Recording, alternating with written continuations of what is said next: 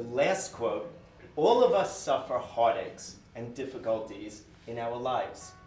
If you say to yourself, we got music with us, find a way, you make it through.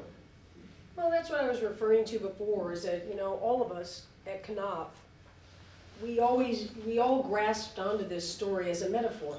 It's a real story, it's a real life story with real life athletic adventure vocabulary, but it quickly, without having to work too hard, it quickly transposes over, and as I was saying about the people on the beach and the people who write me, it transposes over into whatever it is you're up against or you're dreaming of.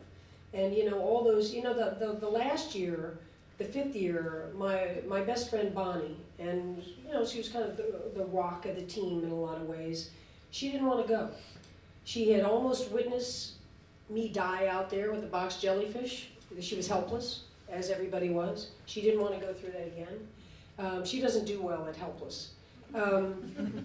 She also was very frank about the fact she didn't want to fail again. She was sick of riding in the boat and in failure. Other teammates didn't feel that way, like, let's just fail again, let's go. But she didn't. And I said, this whole last year, Bonnie, I dragged out that old saw Teddy Roosevelt quote. It's been on my desk.